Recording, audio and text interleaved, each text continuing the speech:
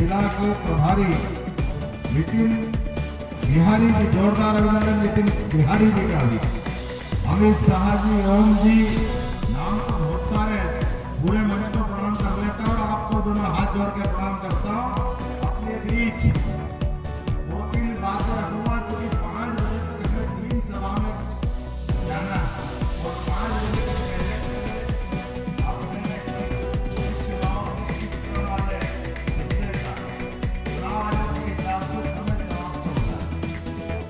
ऐसे तो मैं आपके बीच का ही आपके बाहर ऐसा लगता है अपने घरवालों से मिलने आया, इतना आनंद आपको देखने से आ रहा है।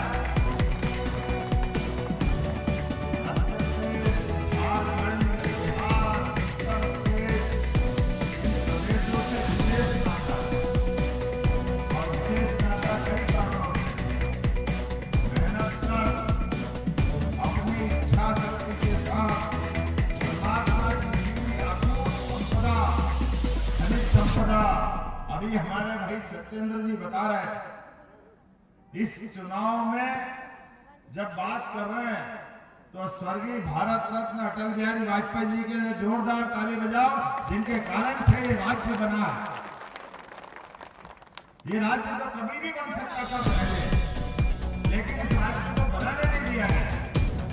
क्यों नहीं बनाने दिया ये वही जानता, लेकिन जैसे कि हमने देखा आज बदलते दौर में हमारे लिए आज के युग में इस बात को याद रखना है। मेरा और आपका रिश्ता भी गोपाल कृष्ण से जुड़ता है। बोले गोपाल कृष्ण भगवान की, और बिरसा मुंडा के लिए बोलना पड़ेगी। इनके लिए यशस्वी प्रधानमंत्री के लिए जोरदार अभिनंदन करो। हमारे प्रधानमंत्री नरेंद्र मोदी जी के लिए जोरदार ताली बजाकर।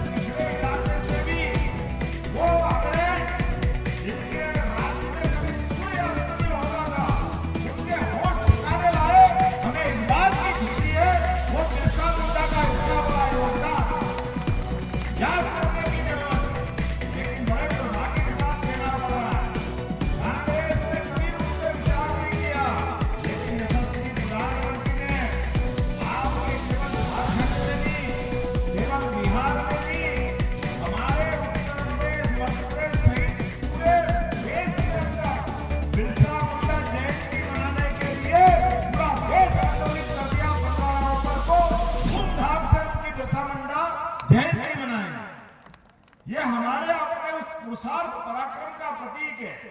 और अनुसूचित जाति भाई बहनों, आप भी सुनना, हमारे लिए खास करके अनुसूचित जाति, जनजाति, आदिवासी भाई बहनों के लिए माननीय प्रधानमंत्री जी का कितना बड़ा मन है कि हमारे बीच में से आदिवासी भाई बहन, संथाल समाज से आने वाली बहन, राष्ट्रपति किसको कहते हैं? पहली बार आदिवासी बहन को दुनिया के सबसे बड़े लोकतंत्र के सबसे बड़े पद पे बिठाने का काम अगर किसी ने किया है तो उनका नाम है नरेंद्र मोदी। और हमारी बहन महामहिम राष्ट्रपति, जोरदार अभिनंदन करो श्रीमती द्रौपदी मुर्मू का। नरेंद्र मोदी जी कितने प्रकार से काम करते हैं, ये भारतीय जनता पार्टी के लोग ही कर सकते हैं, एक से बढ़कर एक काम। आप बताओ, मैं तो आज मुझे मालूम पड़ा हमारे प्रधानमंत्री ने एक यादव बच्चे को उठा करके इतने बड़े राज्य का मुख्यमंत्री बनाया, ये उनका ही कलेजा हो सकता है। आप तो इतनी बड़ी आबादी में हो, इतना बड़ा मन उनका है कि आज किसान परिवार से, यादव परिवार से कोई भी व्यक्ति कभी सोच सकते थे कि भाजपा जैसी विशाल पार्टी में जिसके कार्यकर्ताओं की इतनी बड़ी फौज है, लेकिन उन्होंने आखिर इस समाज को जो सम्मान दिया, ये किसी पार्टी ने नहीं दिया। जोरदार अभिनंदन करो नरेंद्र मोदी जी का और भारतीय जनता पार्टी के राष्ट्रीय अध्यक्ष जी का, श्रीमान जेपी नड्डा जी की। माननीय मोदी जी जो कहते हैं सबका साथ सबका विकास, ये केवल बोलने से नहीं होता, करके दिखाने वाला होना चाहिए। और करके दिखाने वाले का 56 इंच का सीना चाहिए, 56 इंच का सीना। इतना दम होना चाहिए कि हाँ, आइए इस राज्य के सीएम बनिए। इसीलिए मेरी जवाबदारी और बढ़ जाती है। जब आज इस राज्य के फैसला हो रहा तो यहां दो ही मसले हैं सामने। हम भगवान कृष्ण के काल को याद कर लें, उस कृष्ण के काल में भी, भगवान कृष्ण के काल में भी कंस ने कितने अत्याचार किए थे, क्या क्या नहीं किया था भगवान कृष्ण के काल में। अरे बताओ, भगवान की खाली भविष्यवाणी हुई थी कि 8वां पुत्र होगा। अब 8वां तो एक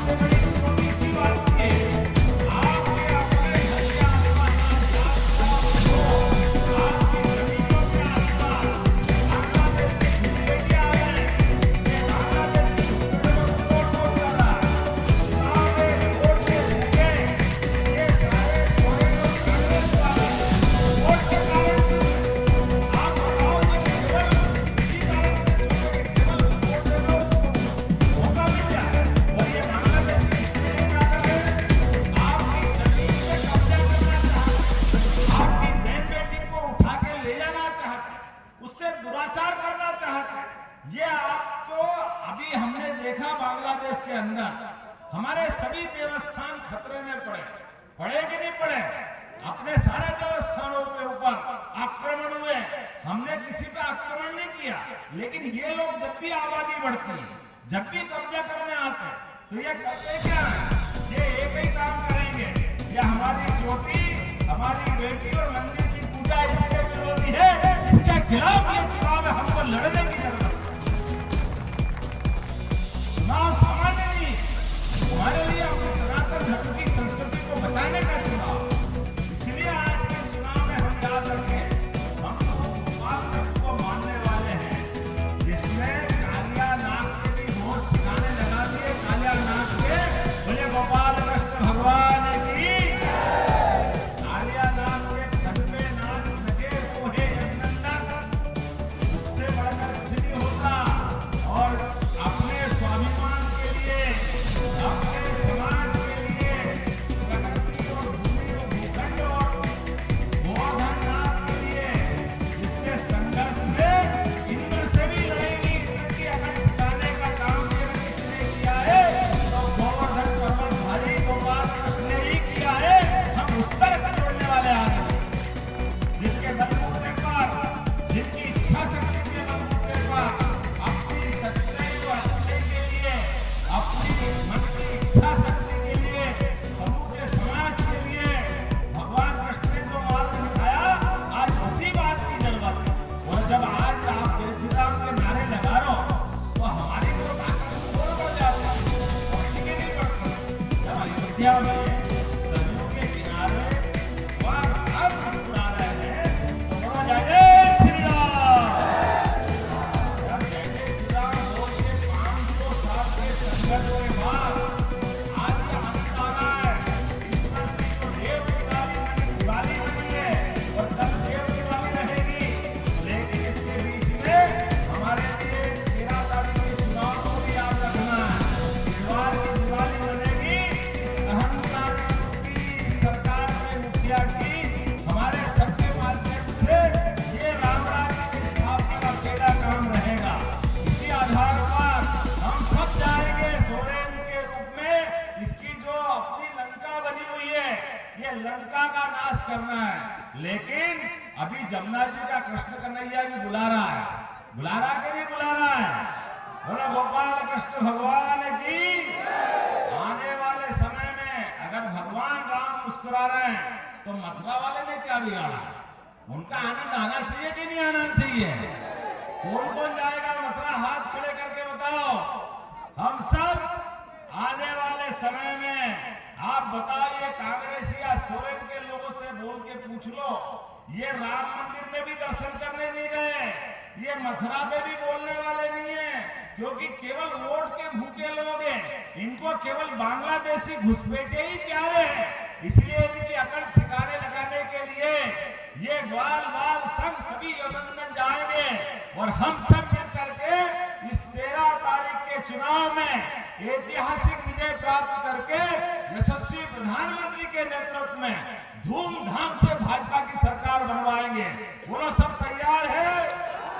तो अपने स्थान पे खड़े हो जाओ, दोनों हाथ की मुट्ठी बांधो, सारे लोग एक एक खड़े होकर के कल्पना करो, अपने इस झारखंड के विकास के लिए जनता के समर्थन के साथ हमको इस भ्रष्ट बेईमान निकम्मी सरकार को रवाना करना होगा।